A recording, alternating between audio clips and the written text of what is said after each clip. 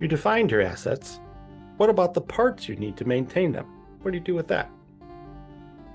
Hello, thank you for joining us. This is What Counts, a podcast created by Trailblazer Consulting. Here we highlight proven solutions developed through our experience working with companies across various industries, and we talk about how you can apply these solutions to your company. We share our experience solving information management challenges like creating and implementing a records retention schedule, creating an asset data hierarchy, or helping with email management. This is Lee, and in this episode, Maura and I will discuss what to do with your parts after you defined your assets. Maura, how do you want to handle this approach? So whenever you say manage your parts, I just have this picture of a giant hardware store with lots of cute little bins holding a million washers and bolts and filters and gaskets. And it looks very cool. It's all very shiny. But do you know where everything is and why do you have them?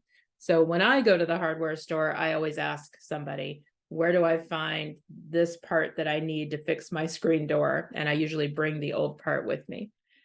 I assume that when you're a maintenance engineer, you've got a good idea of what kind of washer do you need for which piece and what kind of gasket do you need for things that you repair on a regular basis. So there's two pieces I see in this parts management space that we should talk about. The first is, what if you have a specialty part that's needed for a certain piece of equipment? And one of the things that came up when we were building the asset hierarchy and testing these theories and ideas with the airport that we've talked about a few times, is that if you have a door and you need to fix the hinges on it, there's an approach where you just send an experienced ironmonger out to the field. He measures the door, he cuts the hinges, he makes it all fit. And we actually had this discussion because fire doors became a hot topic in our asset hierarchy development process there, because the old-time engineer was like, we don't need a list, we don't need parts, we can build that, we know what to do. And the commercial guy who was responsible for dealing with the fire safety people and the fire inspections as those happened was through the roof. No, absolutely not. We have to replace anything on the fire door with fire safety rated equipment, and it has to fit exactly. If you have a slightly off door seal, then air can get through and it doesn't do its job. And so there were actually really good reasons for tracking the specialty hinges that fit the fire doors.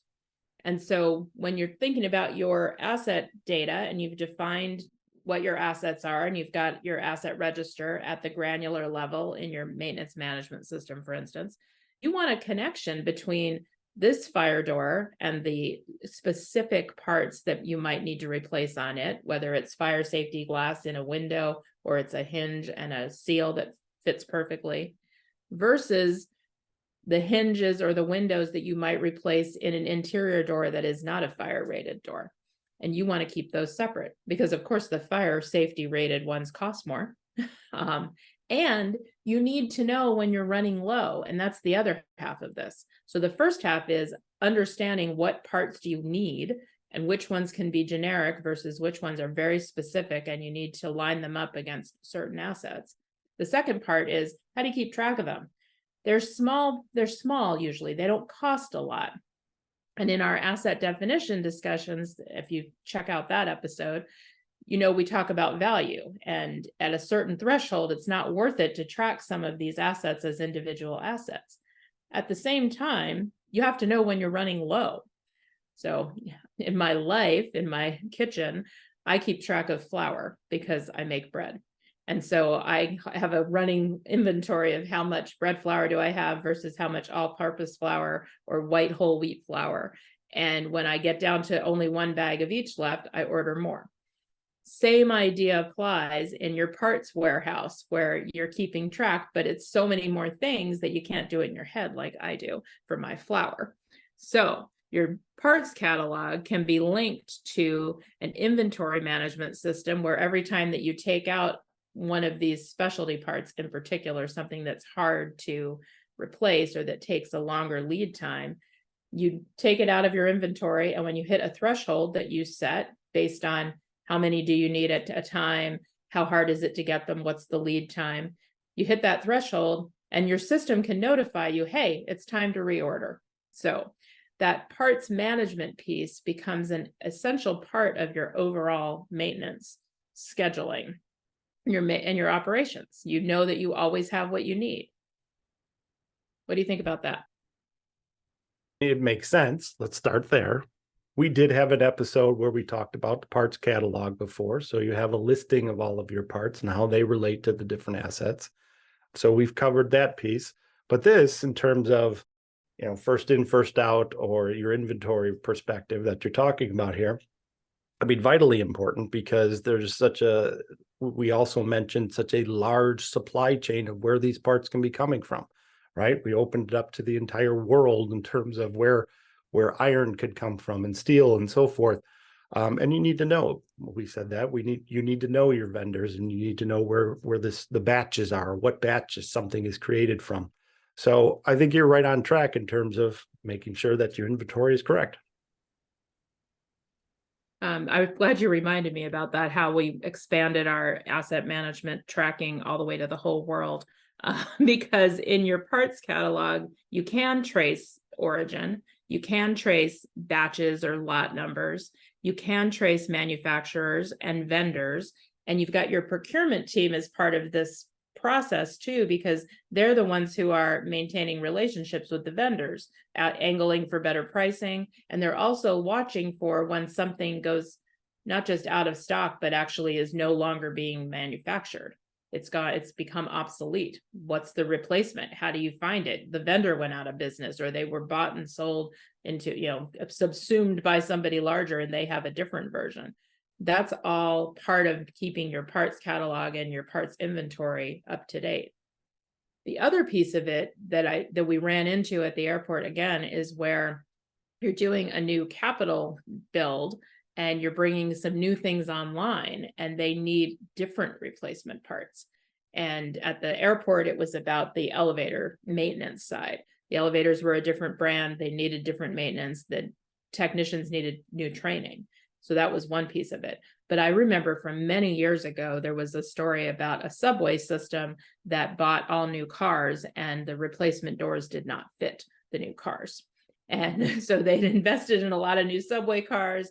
A door broke, they wouldn't try and fix it. They didn't have the right doors. And that caused them to take those cars out of circulation, which cost them money and slowed things down. So there's a real connection between good management of replacement parts, maintaining the inventory, maintaining the link to the asset that's in your asset base, that's in operation, and making sure you understand what do you need, and making sure you're ready to do it. And the last piece I want to mention is some of those replacement parts have a life of their own, even if they're sitting on the shelf. And if they sit on the shelf too long, it's like if I left my flour, if I bought so much flour that I couldn't use it in 4 years, by the time I got to that last bag from 4 years ago, that's probably not good anymore. So you don't want to have too much inventory. That happens with especially anything with a moving part, something that is like a small motor that has to have its oil changed and has to be exercised. Coming outside of the asset world and into our more familiar world of information management, that used to be a big thing with backup tapes. You had to exercise them on a regular basis and actually play them backwards and forwards, or make sure that they weren't being stretched or becoming dry and brittle, so that you could retrieve the information if you needed to. So just leaving things sit isn't always a good idea. It depends on what it is, but that's all part of your parts management, your parts inventory, and the management side of that, which is a big support to your overall asset management activities. Okay, I think that's good. If you have any questions, please send us an email at info@trailblazer.us.com, or look us up on the web at www.trailblazer.us.com. Thank you for listening, and please tune in to our next episode. Also, if you like this episode, please be a champion. Share it with people in your social media network. As always, we appreciate you, the listeners. Special thanks goes to Jason Blake, who created our music.